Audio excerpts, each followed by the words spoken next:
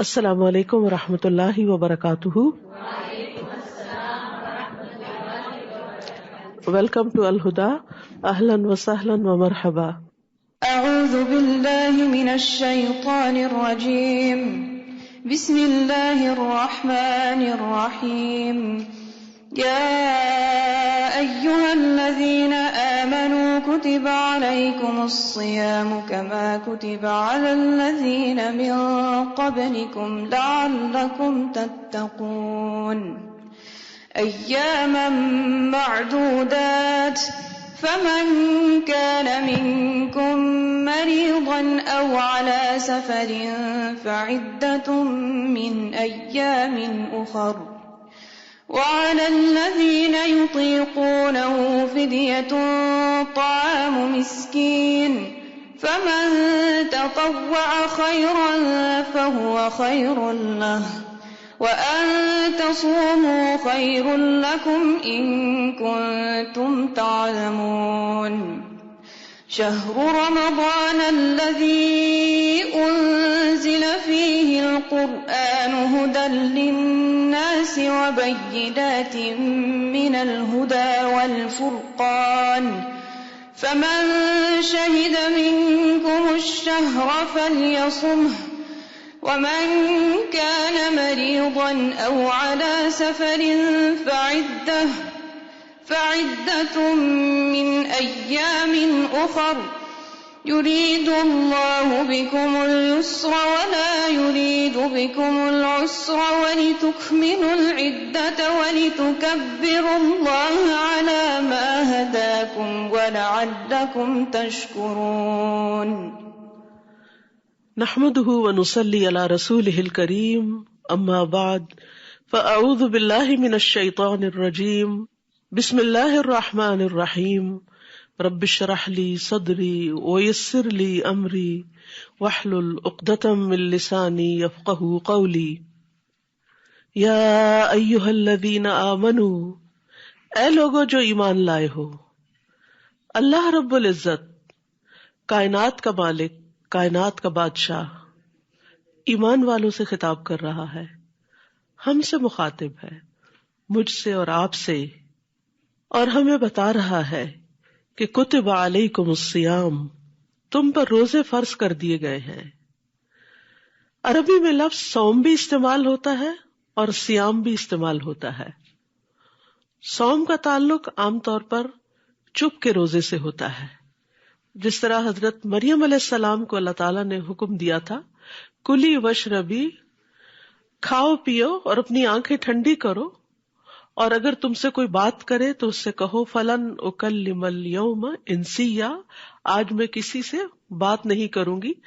انی نذرت للرحمن صوما فلن اکلم اليوم انسیا، آج میں نے رحمان کے لیے صوم کی نظر مانی ہے.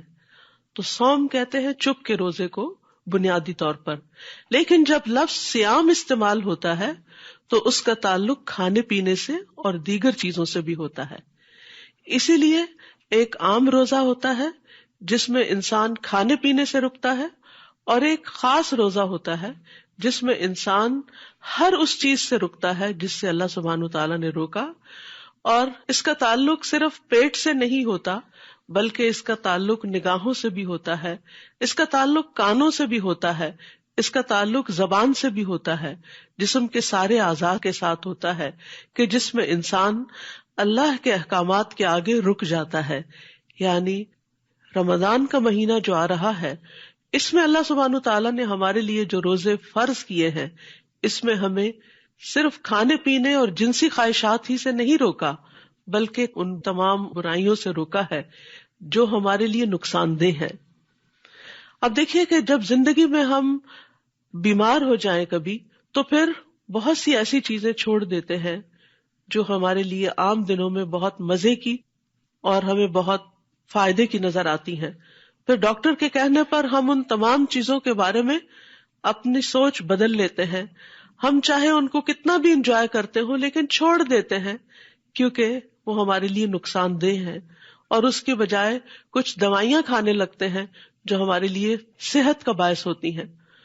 تو وہ تو انسانی علم ہے اور انسان کی خیرخواہی ہے انسان کے ساتھ، اس کو کچھ تکلیفوں سے نجات دینے کے لیے. لیکن یہاں تو اللہ رب العزت جس نے ہمیں بنایا ہے، جس نے ہمیں پیدا کیا ہے، وہ ہمیں کچھ چیزوں سے بچنے کے لیے کہہ رہا ہے. کیوں کہہ رہا ہے؟ اس لیے نہیں کہ اس میں اس کا کوئی فائدہ ہے، اس لیے کہ اس میں سراسر ہمارا ہی فائدہ ہے. وہ ہمیں کچھ ایسی النسز سے، ایسی بیماریوں سے بچانا چاہتا ہے کہ جس میں ہمارے لیے ہلاکت ہے، جس میں ہماری دنیا کا نقصان بھی ہے اور ہماری آخرت کا نقصان بھی ہے. تو اسی لیے اللہ سبحانہ وتعالیٰ نے روزے جیسی چیز کو ہمارے لیے نہ صرف یہ کہ فرض قرار دیا بلکہ عبادت بھی قرار دیا تاکہ ہم اسے خوشی خوشی اختیار کریں. تو یا ایھا الذین آمنوا، اے لوگو جو ایمان لائے ہو، کتب علیکم الصیام، تم پر روزے رکھنا فرض کر دیا گیا، کما کتب علی الذین من قبلکم، جیسا ان لوگوں پہ فرض کیا گیا جو تم سے پہلے گزرے ہیں. یعنی تمام انبیاء نے اپنی امتوں کو روزے کا حکم دیا. ان کی شریعتیں مختلف رہی ہیں لیکن بہت سے احکامات ہم میں اور ان میں کامن ہیں. یعنی یہ پابندی جو تم پر لگائی جا رہی ہے روزے کی شکل میں، یہ کوئی نئی بات نہیں ہے، یہ تو پہلے سے ہوتی چلی آ رہی ہے. اور تم تو امت وسط ہو، تم تو آخری امت ہو جس پر دین مکمل کیا جا رہا ہے، تو تم پر بھی اس کو فرض کیا جا رہا ہے. اور اس کا فائدہ کیا ہے، اس کا مقصد کیا ہے؟ لعلکم تتقون، امید ہے کہ تم بچ جاؤ گے، یا تاکہ تم، یا شاید کہ تم تقوی اختیار کرو، شاید کہ تم بچ سکو. یعنی کچھ پابندیاں تو اللہ تعالی کی طرف سے ہیں اور پھر کچھ پابندیاں تمہیں اپنے اوپر خود لگانی ہوگی تاکہ تم جہنم کی آگ سے بچ جاؤ. تتقون، تقوی کا تعلق بچنے سے ہے. یعنی کس چیز سے بچنا؟ اللہ تعالیٰ کی ناپسندیدہ چیزوں سے بچنا. اور یہ بچنا زندگی کے سارے معاملات میں ہے. صرف چند حرام چیزوں سے بچنا یا رمضان میں صرف کھانے پینے اور جنسی خواہشات سے بچنا ہی مطلوب نہیں، بلکہ ان چیزوں سے بھی بچنا کہ جو اس کو پسند نہیں. کیونکہ اللہ سے محبت کرنے والے تو بہت زیادہ کانشیس ہوتے ہیں کہ کوئی ایسا کام ہم سے نہ ہو جائے کہ جس سے ہمارا رب ہم سے ناراض ہو جائے. لہذا تقوی کی ایکسرسائز اور اس کی پریکٹس صبح سویرے ہی شروع ہو جاتی ہے. یعنی جب ہمارا الارم بجتا ہے اور ہمارے اٹھنے کی گھنٹی بجتی ہے یا فجر کی اذان ہوتی ہے تو پھر ہمارا دو میں سے ایک رویہ ہوتا ہے. ایک تو یہ کہ ہم پہلو بدل کے پھر سے سو جائیں، اور دوسرا یہ کہ ہم اللہ کی پکار پر لبیک کہتے ہوئے اٹھ جائیں اور اللہ کو یاد کریں، اللہ کا ذکر کریں، اٹھ کر نماز پڑھیں. وضو کرتے وقت بھی تقویٰ کہ ہم اپنے وضو کا پورا کریں کہ اس میں سے کوئی حصہ بھی ایسا خشک نہ چھوڑیں کہ جس سے ہمارے وضو میں کوئی خلل آئے. پھر اس کے بعد نماز میں اللہ تعالیٰ کی طرف پورا خشوع اختیار کریں. لعلکم تتقون، یہ تتقون ہر موقع پر ہے. پھر جب ہم کھانے کی میز پر ناشتے کے لیے آئے تو وہاں بھی تتقون، بچ کر احتیاط سے، صرف صحت کے اعتبار سے نہیں، حلال و حرام کا فرق کرتے ہوئے.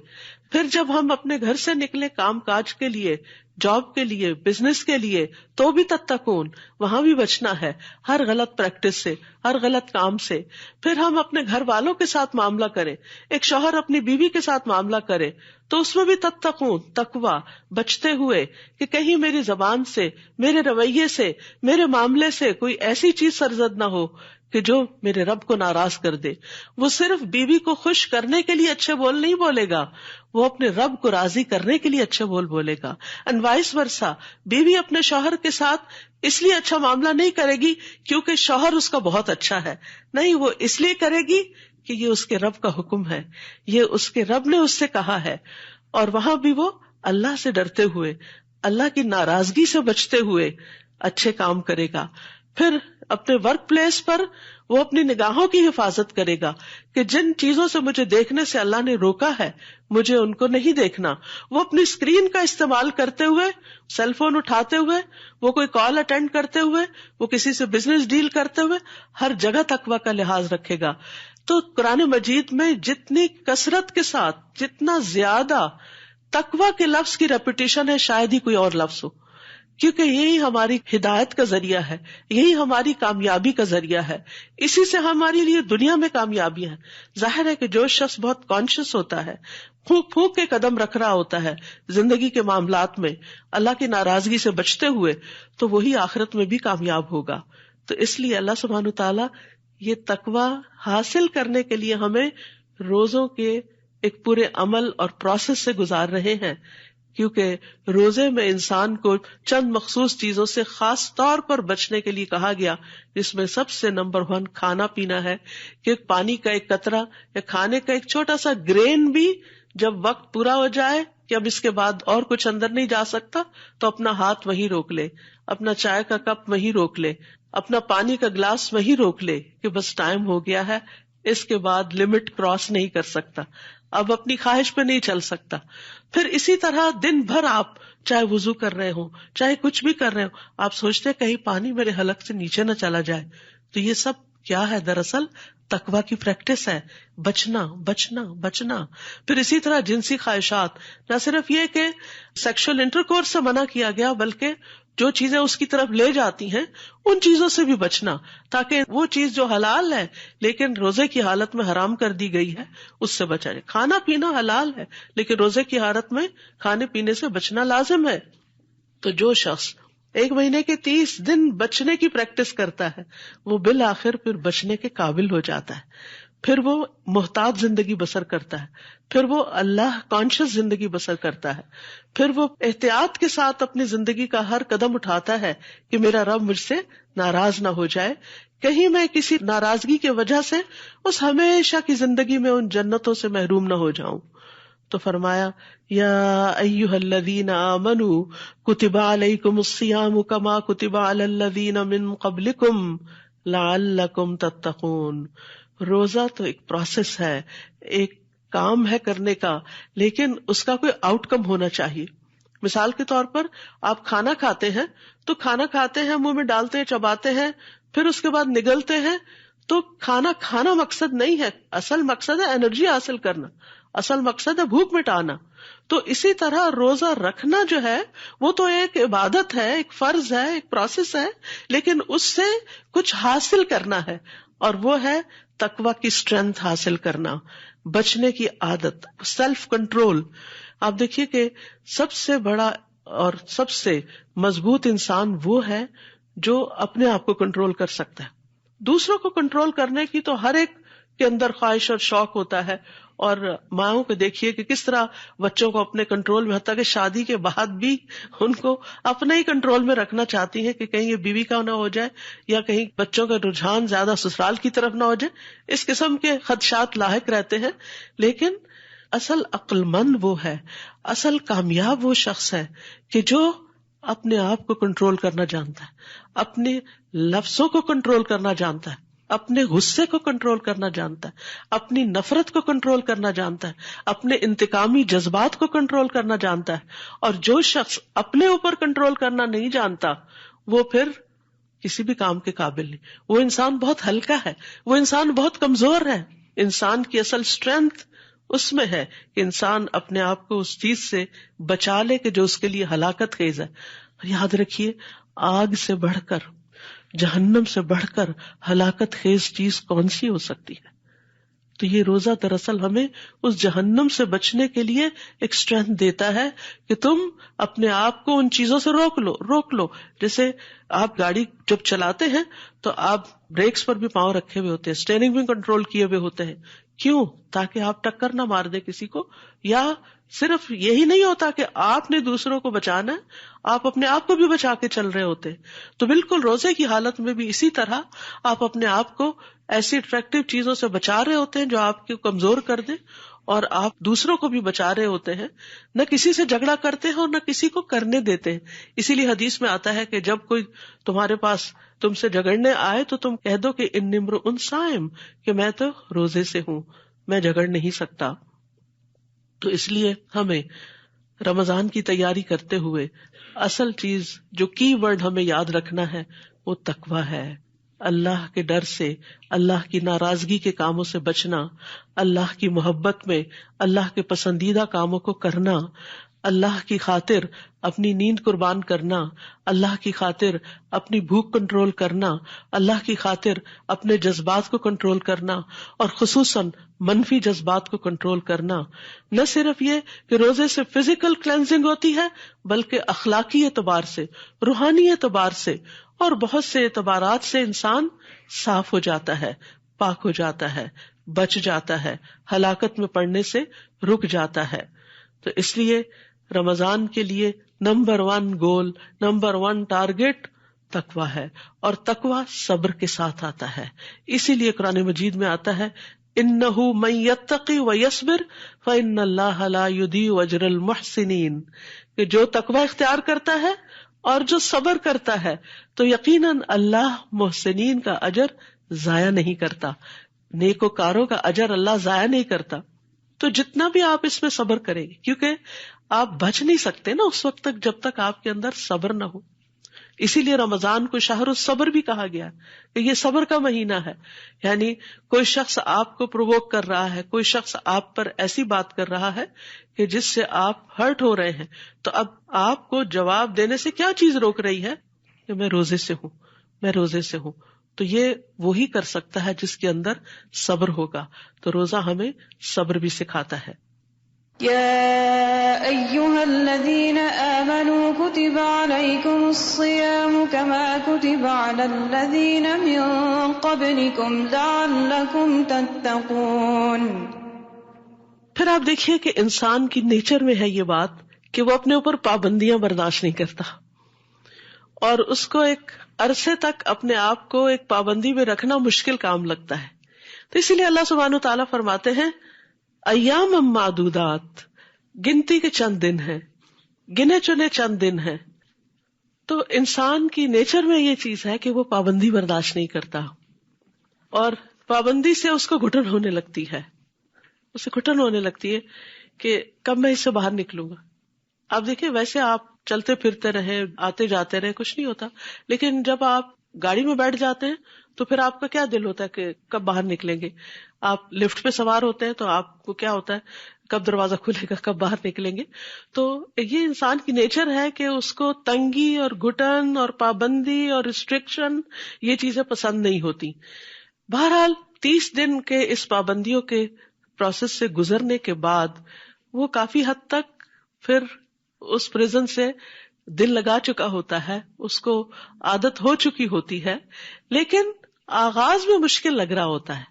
تو اللہ سبحانہ وتعالیٰ کیا فرماتے ہیں، ڈرو نہیں، ایام معدودات، چند دن کی بات ہے، گنے چنے دن ہیں، اور پورے سال میں شاید ہی کسی مہینے کو ہم اتنا گنتے ہوں گے جتنا رمضان کے آنے کو بھی گنتے ہیں اور پھر جانے کو بھی گنتے ہیں کہ کتنے دن باقی رہ گئے. ایام معدودات فمن کان منکم مریضا، پھر بھی جو تم میں سے بیمار ہو، او علی سفر، یا مسافر ہو، فعدۃ من ایام اخر، تو اس پر پابندیاں نہیں، وہ آلریڈی جکڑا ہوا ہے، خود سفر کی پابندی میں ہے اور یہ بیماری کی وجہ سے ریسٹرکٹیڈ ہے، تو اس کو رخصت ہے. یہ روزہ نہ بھی رکھے تو کوئی بات نہیں، لیکن گنتی پوری کرنا لازم ہے.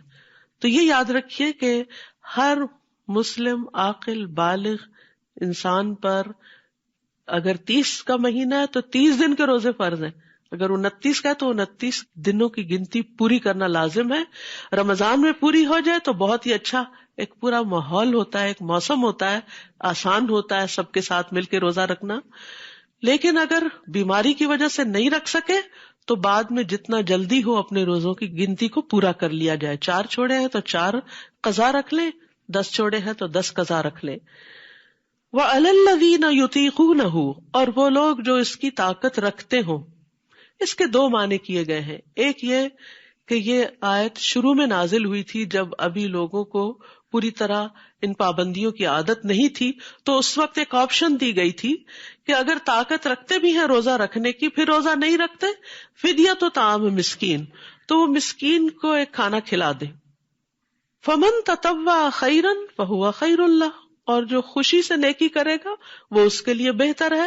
وَأَن تَصُومُوا خَيْرٌ لَكُمْ، اور یہ کہ تم روزہ رکھو یہی تمہارے لیے بہتر ہے. ان کنتم تعلمون، اگر تم جانتے ہو. کیا جانتے ہو؟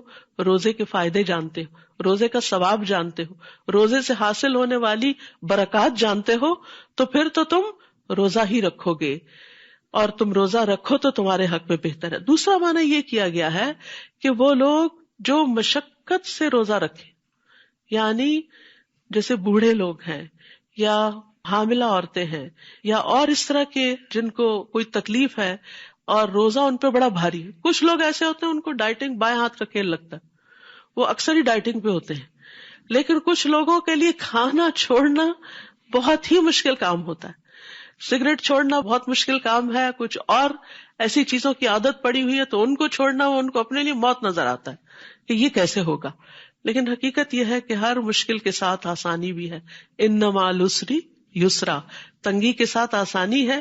وہ تنگی انسان برداشت کرتا ہے تو پھر اس کے بعد اللہ سبحانہ وتعالیٰ اسی میں اس کے لیے وسعت پیدا کر دیتا ہے، اس کی طبیعت کو اس کے موافق کر دیتا ہے. بہرحال اب یہاں یہ ہے کہ جو لوگ مشکل سے روزہ رکھیں، یعنی بیماری کی وجہ سے یا بڑھاپے کی وجہ سے، تو وہ پھر کیا کریں؟ ان کے اوپر اگر بہت شاق گزرتا ہو تو پھر وہ مسکین کو کھانا کھلا کے فدیہ دے دیں. فمن تطوع خیرا فہو خیر اللہ. یہ مسکین کا کھانا کیا ہے؟ ایک وقت کا کھانا. کیسا؟ جیسا خود کھاتے ہو. یعنی ہر شخص اپنا حساب کر سکتا ہے کہ ایک وقت میں، جیسے ڈنر ٹائم پر اگر وہ میٹ لیتا ہے، بریڈ لیتا ہے، سیلڈ لیتا ہے، جوس لیتا ہے فار ایگزامپل، تو اس کی ویلیو کیا بنتی ہے. تو جتنے دن کے روزے ہیں ان میں سے ایک وقت کا کھانا فدیہ دے دیں.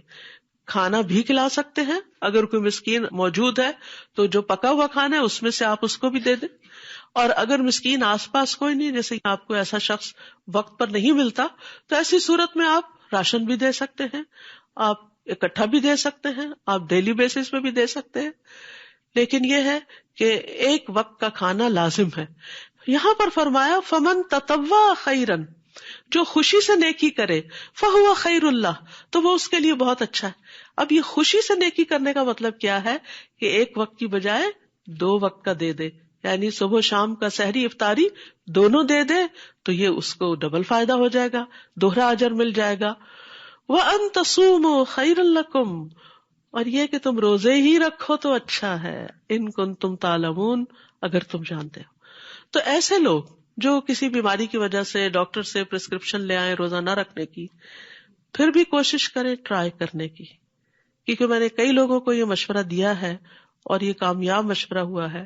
اور مشورہ میرا یہ ہوتا ہے کہ آپ روزہ رکھیں اور نیت یہ کریں کہ اگر میں مرنے لگی تو میں کھول لوں گی. کبھی آپ نے سنا کہ وہ روزہ رکھ کے اس کی ڈیتھ ہو گئی؟ روزے سے ڈیتھ نہیں ہوتی، کھانے سے ضرور ہو سکتی، فوڈ پوائزن وغیرہ تو ہوتے رہتے ہیں. تو اچھا بھلا صحت مند انسان لمبے روزے کا سوچ کے سوچنے لگتا ہے کہ میرے پاس کوئی عذر ہے کہ میں بھی ان لوگوں میں شامل ہو جاؤں کہ جن کو روزہ چھوڑنے کی اجازت ہو. یعنی شیطان انسان کے دل میں ایسے وسوسے ڈالتا ہے. تو اس لیے انسان کوشش کر کے دیکھے کہ کیا کوئی پاسبلٹی ہو سکتی ہے روزہ رکھنے کی. اور بعض اوقات آپ دیکھیں کہ انسان کی جو ول پاور ہوتی ہے نا، یہ واقعی بڑی پاور ہوتی ہے. انسان کہتے کہ it's not a big deal, میں دن کو سو جاؤں گی، میں سو کے روزہ گزار لوں گی، بس نمازوں کے وقت پہ اٹھ جاؤں گی. لیکن آپ دیکھیں گے کہ ایک روزہ بھاری ہوگا، دوسرا کچھ ہوگا، تیسرے چوتھے کے بعد تو آپ کو اچھا لگنے لگے گا، پھر آپ انجوائے کرنے لگیں گے اور آپ کہیں گے شکر ہے میں نے سب کے ساتھ ہی روزے رکھ لیے. وَأَن تَصُومُوا، تو اصل ریکمنڈیشن کیا ہے؟ روزہ رکھنے ہی کی. یعنی اس کا کوئی عوض نہیں، کوئی چیز اس کے برابر نہیں. یعنی آپ روزہ چھوڑ کے کہیں کہ میں صدقہ کر دیتی ہوں تو یہ فدیہ دینے سے مجھے روزے کا ثواب مل جائے گا، تو وہ بات نہیں ہے. یعنی وہ روزے کے برابر نہیں ہے. ہاں تمہارا جو فرض ہے اس کا مداوع ہو جائے گا یا وہ ادا ہو جائے گا، یعنی اس کی کچھ کمپنسیشن ہو جائے گی. لیکن روزے سے ملنے والے جو فائدے اور ثواب اور خیر و بلائی حاصل ہونے والی ہے وہ تو پھر روزے سے ہی حاصل ہو سکتی ہے، اس کا کوئی آلٹرنیٹ ہے ہی نہیں. ایاما معدودات فمن كان منكم مريضا أو على سفر فعدة من أيام أخر وعلى الذين يطيقونه فدية طعام مسكين فمن تطوع خيرا فهو خير له وأن تصوموا خير لكم إن كنتم تعلمون. اب دیکھیے ایک آیت میں 3 دفعہ خیر کا لفظ آیا ہے، تو بہرحال روزہ یا روزے کا فدیہ خیر ہی خیر ہے، خیر ہی خیر ہے، یعنی ان سب چیزوں میں تمہارے لیے بھلائی ہی بھلائی ہے، فائدہ ہی فائدہ ہے، کامیابی ہی کامیابی ہے. پھر فرمایا شہر رمضان الذی انزل فیہ القرآن، رمضان وہ مہینہ ہے جس میں قرآن اتارا گیا ہے. یعنی رمضان میں روزے کیوں فرض کیے گئے؟ تاکہ قرآن جیسی نعمت پر شکر ادا کر سکو. حقیقت یہ ہے کہ قرآن جیسی کوئی چیز نہیں، یعنی اس معنی میں کہ باقی تمام چیزیں جو ہیں وہ اللہ کی مخلوق ہے. آسمان بہت بڑا ہے، اللہ کی کریشن ہے، زمین اللہ کی کریشن ہے، پہاڑ، درخت، انسان، جانور، حیوانات، پرند چرند، یہ سب اللہ کی کریشن ہے. سونا، چاندی، جو بھی انسان کو چیزیں بہت اٹریکٹ کرتی ہیں، یہ ساری اللہ کی کریشن ہے. لیکن ان میں سے سب سے بہترین چیز اللہ کا کلام قرآن ہے. قرآن جو ہے ایک مبارک کتاب ہے، برکتوں والی ہے. اللہ تعالیٰ فرماتے کتاب انزلناہ الیک مبارک، یہ ایک کتاب جو ہم نے آپ کی طرف اتاری ہے بہت بابرکت ہے. کیوں اتاری ہے؟ لیدبروا آیاتہ، تاکہ لوگ اس کی آیات میں تدبر کریں، غور و فکر کریں. ولیتذکر اولو الالباب، اور عقل مند اس سے نصیحت حاصل کریں. تو یہ بابرکت کتاب بابرکت مہینے میں، بابرکت رات میں، بابرکت شہر میں، انبیاء کے سردار محمد صلی اللہ علیہ وسلم پر اور بہترین امت محمد صلی اللہ علیہ وسلم پر نازل ہوئی. تو یہ رمضان کی لیلۃ القدر میں نازل ہوئی. انا انزلناہ فی لیلۃ القدر وما ادراک ما لیلۃ القدر لیلۃ القدر خیر من الف شہر. لیلۃ القدر میں جو نازل ہوئی، تمہیں کیا پتا کہ وہ لیلۃ القدر کیا ہے؟ وہ 1000 مہینوں سے زیادہ بہتر ہے. تو جس قرآن کے نزول کی وجہ سے ایک رات کو اتنا بڑا مقام ملا، اس مہینے کو مہینوں کا سردار قرار دیا گیا اس قرآن کی وجہ سے. سوچے پر اس قرآن کی عظمت کیا ہوگی، اس قرآن کی فضیلت کیا ہوگی، اس قرآن کی برکت کیا ہوگی، اس قرآن کے ساتھ ملنے والی رحمتیں کیا ہوں گی. تو اس لیے ہم سب کو اس بارے میں سوچنا چاہیے کہ ہم اس رمضان میں قرآن کے ساتھ کیسا تعلق قائم کر سکتے ہیں. شہر رمضان الذی انزل فیہ القرآن، تو اگر رمضان میں قرآن نازل ہوا ہے تو رمضان میں ہی یہ قرآن دلوں پہ نازل ہوتا ہے. عام دنوں میں بھی آپ قرآن سے بھرپور فائدہ اٹھاتے ہیں، لیکن جو فائدہ رمضان میں قرآن کے ساتھ ملتا ہے وہ عام دنوں میں آپ محسوس نہیں کرتے. اس لیے رمضان میں قرآن کے ساتھ زیادہ سے زیادہ تعلق قائم کرنے کی ضرورت ہے. تراویح میں، قیام اللیل میں، دن میں اس کا ناظرہ تلاوت کر کے، اس کو سمجھ کر پڑھ کے، کیونکہ باقی سب بھی فائدے کی چیز ہے، لیکن اصل میں قرآن کا فائدہ اس وقت ہوتا ہے جب انسان اس کو سمجھتا ہے، جب انسان کو پتہ چلتا ہے کہ اس کے اندر کیسے کیسے ہیرے جواہرات ہیں، میری زندگی کے کیسے کیسے مسائل کا حل ہے، کیسی کیسی برکتیں اور کیسی کیسی رحمتیں اللہ نے اس کے ذریعے بندوں کو عطا کی ہیں. تو اس لیے بہت ضروری ہے کہ ہم رمضان کے مہینے میں قرآن سے بھرپور فائدہ اٹھائیں، کیونکہ یہاں پر آپ دیکھیے کہ قرآن کیوں اتارا گیا، مقصد بتا دیا گیا، ہدی للناس، یہ تمام انسانوں کی ہدایت کے لیے آیا ہے. اور کسی بھی چیز سے گائیڈنس کب لی جاتی ہے؟ اب مثال کے طور پر آپ کی اگر گاڑی میں اچھے سے اچھا GPS ہے، اچھے سے اچھا آپ کو میپ پلان ہے، لیکن اگر آپ اس کو آن نہیں کرتے، اور اگر آن بھی کر دیتے ہیں اس کے ساتھ وائس نہیں آن کرتے، تو پھر کیا ہوتا ہے؟ آپ بعض اوقات صرف نقشہ دیکھ کے بھی نہیں پہنچتے. آپ کو جب وہ بتاتی رہتی ہے، مسلسل انسٹرکشن ملتی رہتی ہے، ٹرن رائٹ، ٹرن لیفٹ، اتنے 100 میٹر پہ اتنے کرے، یہ کرے وہ کرے، تو پھر آپ کو کتنی آسانی ہو جاتی ہے، پھر آپ صحیح منزل پہ پہنچ جاتے ہیں. ورنہ بازو کا نقشہ بھی سامنے رکھا ہوتا ہے، سنتے نہیں، سمجھتے نہیں، تو ایک موڑ غلط کاٹ کے کہیں سے کہیں پہنچ جاتے، بھٹکتے پھرتے. اور آپ کو پتا ہے کہ بھٹکنا کتنا تکلیف دہ ہوتا ہے. ہو سکتا ہے آپ میں سے کوئی یہاں آتے ہوئے رستہ بھٹکا ہو اور اس کا وقت ضرورت سے زائد لگ گیا ہو، تو انسان کو کتنی تکلیف ہوتی ہے. تو اس زندگی میں بھی ہر انسان کے ذہن میں بے پناہ سوالات ہوتے ہیں، کنفیوژن ہوتی ہیں. اپنی زندگی کے بارے میں انسان کہتا ہے میرے ساتھ ایسا کیوں ہو گیا، یہ ایسا کیوں ہے، یہ ویسا کیوں ہے، میرے ساتھ یہ مسائل کیوں پیش آ رہے ہیں، میرے ہی بچے ایسے کیوں ہیں، میرا ہی ہسبینڈ ایسا کیوں ہے، یہ کیوں ہو رہا ہے. ان سارے سوالات کے جواب آپ کے پیدا کرنے والے کے سوا آپ کو کون دے سکتا ہے؟ وہ صرف آپ کا رب ہی آپ کو بتا سکتا ہے. آپ انسانوں کے پاس کاؤنسلنگ کے لیے جاتے ہیں، ایک کے پاس جاتے ہیں وہ آپ کو ایک مشورہ دیتا ہے، دوسرے کے پاس جاتے ہیں وہ آپ کو کوئی اور دیتا ہے، دوست سے بات کرتے ہیں وہ کوئی اور ہی کہانی بتاتی، اماں سے بات کرتے ہیں وہ کوئی اور نصیحت کرتی. انسان حیران پریشان ہو کے سوچتا ہے کس کی بات مانوں کس کی نہ مانوں. ہیں تو یہ سارے میرے پیارے اور بہت اچھے سہارے، لیکن یاد رکھیے ہم سے ہمارے خالق سے بڑھ کر کوئی پیار نہیں کرتا، اس سے بڑھ کر ہمارا کوئی خیر خواہ نہیں. اسی لیے اس نے اپنی محبت اور اپنی خیر خواہی کا ثبوت دیتے ہوئے ہمیں یہ کتاب دی ہے تاکہ ہم اس سے گائیڈنس حاصل کریں. اسی لیے قرآن کے شروع میں ہی اللہ تعالیٰ فرماتے ہیں ذالک الکتاب لا ریب فیہ ھدی للمتقین، یہ کتاب جس میں کوئی شک نہیں، یہ ہدایت کے لیے آئی. لیکن کس کو ہدایت دے گی؟ متقی لوگ. اب آپ دیکھیے کہ رمضان اور تقویٰ اور ہدایت اور تقویٰ، روزے سے آپ کو کیا ملے گا؟ تقویٰ ملے گا، اور پھر قرآن سے آپ کو گائیڈنس ملے گی، اور یہ گائیڈنس آپ کو رمضان میں زیادہ ملے گی جب آپ تقویٰ کی حالت میں ہوں گے یا تقویٰ اٹین کر رہے ہوں گے. تو یہاں پر اللہ تعالیٰ فرماتے ہیں ھدی للناس وبینات من الھدی والفرقان، اور اس میں کلیئر پروفس ہیں، واضح دلائل ہیں. یعنی ایسا نہیں کہ صرف ایک مبہم سی کوئی گائیڈ لائن دی جا رہی ہے، اس سے پورے دلائل کے ساتھ آپ کو بات سمجھائی جائے گی کہ ہدایت کس کو کہتے ہیں اور کس معاملے میں انسان کو کیا رویہ اختیار کرنا چاہیے. اور فرقان فرق کرنے سے ہے، یعنی جس میں انسان اچھے اور برے، حلال اور حرام، جائز اور ناجائز، صحیح اور غلط میں تمیز کر سکتا ہے، یعنی فرق کر سکتا ہے. انسان کو واضح طور پر پتہ چل جاتا ہے. یہ قرآن ایک نور ہے، ایک روشنی ہے کہ جس سے آپ کو پتہ چلتا ہے کہ آپ کو کیا کرنا چاہیے اور کیا نہیں کرنا چاہیے، کیا چیز آپ کے فائدے کی ہے اور کیا چیز آپ کے لیے نقصان دہ ہے. فَمَن شَهِدَ مِنْكُمُ الشَّهْرَ فَلْيَصُمْ، پھر وہی دوبارہ بات کی گئی. تو جس کو یہ مہینہ ملے، جو اس مہینے کو پائے، جس کی زندگی میں رمضان آ جائے، اسے چاہیے کہ روزے رکھے. تو اس سے پتہ چلتا ہے کہ رمضان میں سب سے اہم ترین عبادت روزہ ہے. یعنی آپ چاہے دن بھر قرآن پڑھتے رہے اور رات بھر قیام کرتے رہے لیکن روزہ نہ رکھے تو بات نہیں بنے گی.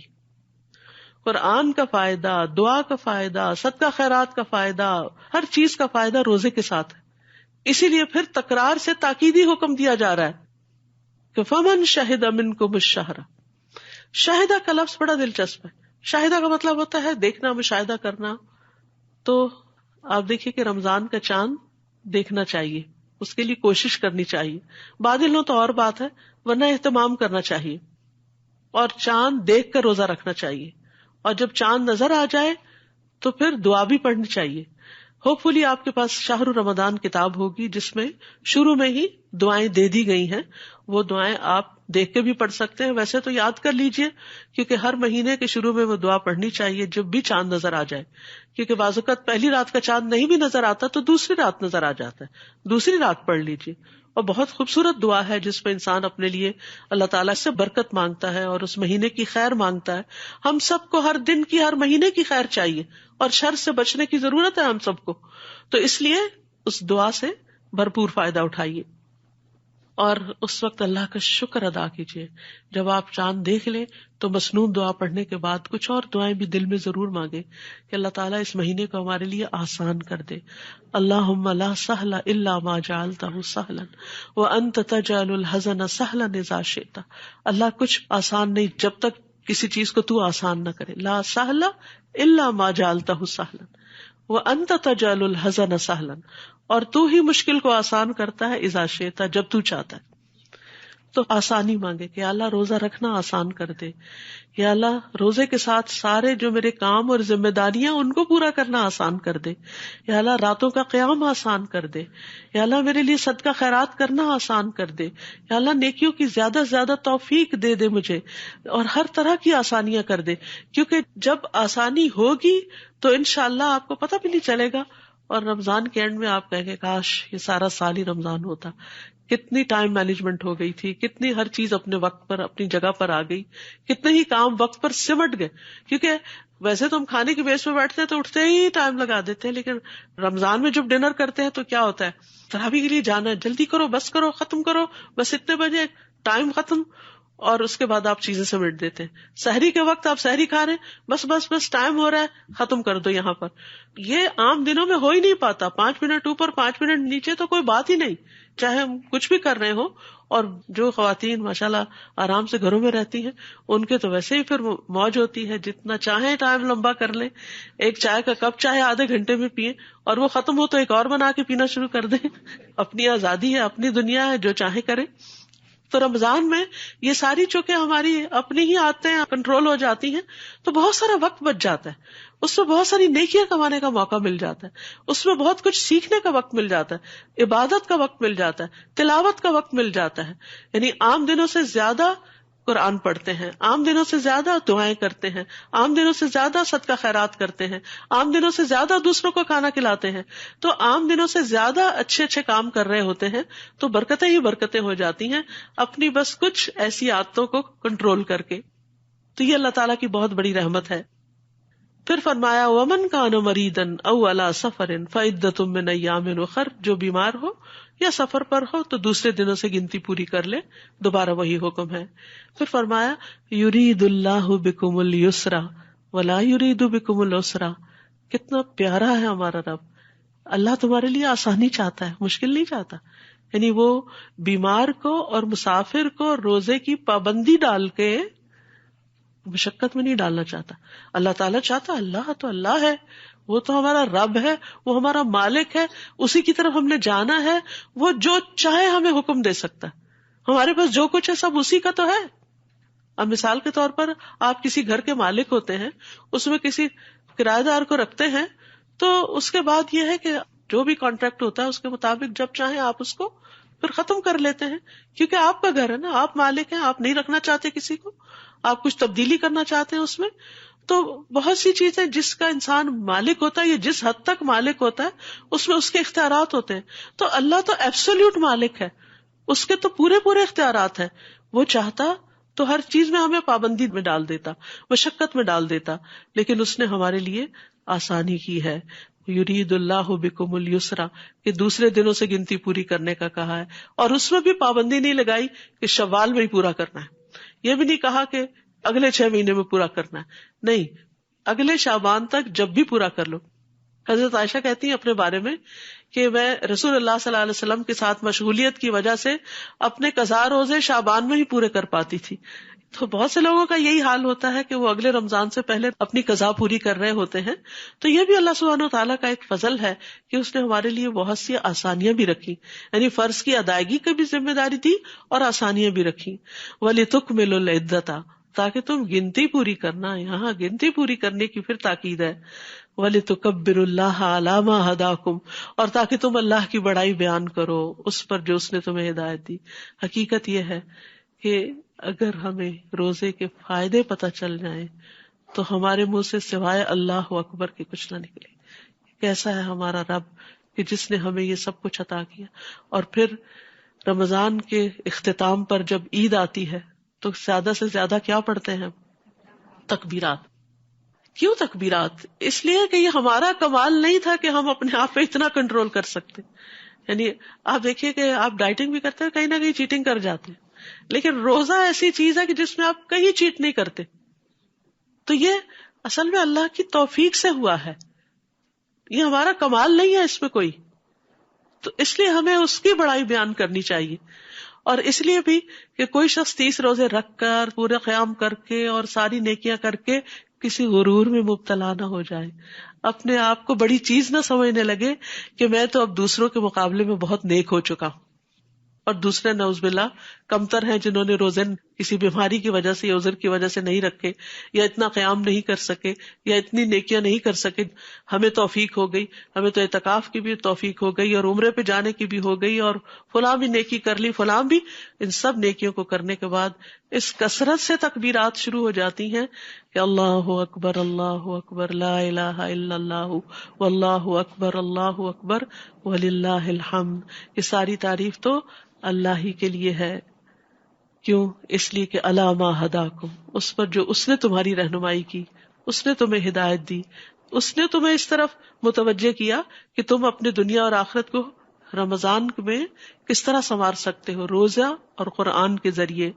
وَلَعَلَّكُمْ تَشْكُرُونَ، اور تاکہ تم شکر ادا کرو، یعنی نیکی کی توفیق پر بھی شکر، قرآن کے نزول پر بھی شکر، ہدایت کے ملنے پر بھی شکر، اور پھر ہر لمحے بھوک پیاس کاٹ کر بھی نعمتوں پر شکر. کیونکہ جب ہم بھوک پیاس کاٹتے ہیں نا تو پھر ہمیں ان لوگوں کا ضرور خیال آتا ہے جن کے پاس 2 وقت کا کھانا نہیں ہوتا. دنیا میں آپ دیکھیے بے شمار لوگ پاورٹی لائن سے بلو، کتنے سارے لوگ ہیں جن کو 2 وقت کا کھانا نہیں ملتا. تو جب رمضان میں انسان بھوک اور پیاس کی شدت سے گزرتا ہے، اور خصوصاً گھر کے اندر بیٹھ کے یا اندر آفیسز میں ورک کرتے ہوئے، تو وہ بھوک اور پیاس نہیں لگتی. کتنے ہی لوگ ہیں جو سڑکوں پہ مزدوری کر رہے ہوتے ہیں اور مشکل کام کر رہے ہوتے ہیں اور سخت مشقت میں روزہ رکھے ہوئے ہوتے ہیں.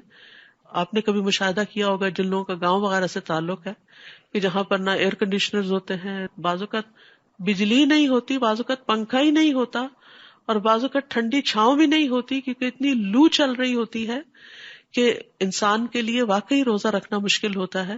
ہماری نانی بتایا کرتی تھی کہ اس وقت ظاہر اتنی بجلی اور اتنے انتظامات نہیں ہوتے، تو کہتی تھی کہ ہم مل کے باریک دوپٹے پانی میں بھگو کر اپنے اوپر ڈالا کرتے تھے تاکہ روزے کی شدت کم ہو جائے ہم سے. تو یہ ہے وَلَعَلَّكُمْ تَشْكُرُونَ، تاکہ تم شکر ادا کرو کہ کس طرح اللہ تعالیٰ نے تمہیں 11 مہینے آزادی دے رکھی ہے. 11 مہینے تم کھاؤ پیو، اپنے وقت پہ سو جاؤ، اپنے کام کاج کرو، لیکن 1 مہینہ ایسا گزارو کہ پھر جس میں تم سیلف امپروومنٹ کر سکو، اور اس کے بعد پھر تمہارے اندر کچھ اچھی نئی عادتیں ڈیولپ ہوں. اور وہ اچھی عادتیں صرف اس کے اندر ڈیولپ ہوتی ہیں جس کے اندر سیلف کنٹرول ہوتا ہے. جو شخص اپنے اوپر کنٹرول نہیں رکھ سکتا، اپنی زبان پہ نہیں رکھ سکتا، اپنے تھاٹس کو کنٹرول نہیں کر سکتا، اپنی نگاہوں کو کنٹرول نہیں کر سکتا، اپنی بری عادتوں کو کنٹرول نہیں کر سکتا، پھر وہ کبھی بھی امپروومنٹ کی طرف نہیں جا سکتا، وہ بہتر انسان نہیں بن سکتا. تو روزہ دراصل ہمیں مشکل میں ڈالنے کے لیے نہیں آیا، روزہ دراصل ہماری زندگی آسان کرنے کے لیے آیا. وقتی طور پہ مشکل ہے، لیکن اگر ہماری عادتیں سنور جاتی ہیں تو ہمارے لیے زندگی میں بہت سی، ہمارے ریلیشن شپ میں آسانیاں ہو جاتی. مثلاً آپ دیکھیے، ہم میں سے کون ایسا ہوگا جس کا یہ دل نہ چاہتا ہو کہ مجھے تہجد پڑھنے کی عادت ہو جائے.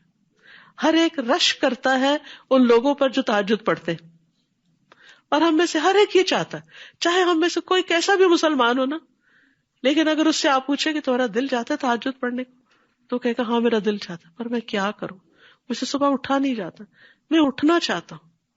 تب آپ دیکھیے 30 دن جو صبح اٹھتا ہے نا سحری کے وقت، تو 30 دن کے بعد پھر اس کی اس وقت سونے کی عادت ٹوٹ چکی ہوتی. اگر وہ تھوڑی سی محنت اور کر لے تو رمضان کے بعد بھی اٹھ سکتا ہے.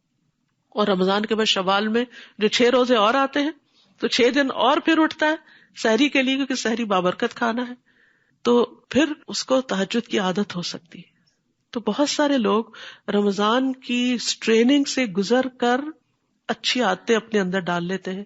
پھر آپ دیکھیے نفلی روزوں کا کتنا ثواب ہے. ہر مہینے کے 3 روزے جو ہیں وہ دل کا وحر دور کرتے ہیں، یعنی سینے کی تنگی کو، حسد، بدگمانیاں، اور دل کے اندر جو بہت سی ایسی خرابیاں، پریشانیاں پلتی ہیں، وہ 3 روزے جو ہیں ان کو صاف کر دیتے ہیں. لیکن ہم میں سے بہت سے لوگ چاہنے کے باوجود نہیں رکھ پاتے. نبی صلی اللہ علیہ وسلم سوموار کا روزہ رکھتے تھے، جمعرات کا روزہ رکھتے تھے، لیکن ہم نہیں رکھ پاتے کیونکہ ہمیں اتنی کھانے کی اور باقی روٹین کی عادت ہو چکی ہوتی. لیکن رمضان کے بعد ان نئی نفلی عبادات کو اڈاپٹ کرنا بہت آسان ہو جاتا ہے. تو اگر اس طرح کا بھی کچھ ٹارگٹ رکھ لیا جائے کہ اس رمضان کے بعد انشاءاللہ میں تہجد نہیں چھوڑوں گی، یا اس رمضان کے بعد میں نفلی روزے اختیار کر لوں گی، چاہے ہر سوموار جمعرات نہیں بھی تو کم از کم مہینے کے 3 روزے جو ایام 20 کے روزے ہوتے ہیں. اور کئی لوگوں کو میں نے دیکھا ہے کہ ماشاءاللہ رمضان کے بعد ان کے اندر یہ اسٹرینتھ آ گئی، کیونکہ وہ خوف نکل جاتا ہے نا جو ہمیں ہوتا ہے، نہیں مجھے بھوک لگ جائے گی، نہیں مجھے پیاس لگ جائے گی، نہیں میرے سے یہ کام نہیں ہوگا، یہ مشکل ہوگی، لیکن پھر انسان کے لیے آسانی ہو جاتی. تو نیکیوں کی توفیق ملنے پر لعلکم تشکرون، تاکہ تم شکر ادا کرو، شکر گزار بن جاؤ. شهر رمضان الذي أنزل فيه القرآن هدى للناس وبينات من الهدى والفرقان فمن شهد منكم الشهر فليصمه ومن كان مريضا أو على سفر فعدة من أيام أخر يريد الله بكم اليسر ولا يريد بكم العسر ولتكملوا العدة ولتكبروا الله على ما هداكم ولعلكم تشكرون. تو کتنی چیزیں ہمارے اندر پیدا ہوں گی انشاءاللہ رمضان کی برکت سے. سب سے پہلے تو تقوی، پھر اس کے بعد ہدایت، پھر اس کے بعد اللہ کی بڑائی کا احساس، پھر اس کے بعد اللہ کی شکر گزاری کا احساس، اور پھر بیچ میں ایک میزان، ایک کرائیٹیرین اچھے اور برے میں فرق کرنے کا. یہ بھی رمضان میں قرآن پڑھ کر انسان کے اندر آ جاتا ہے.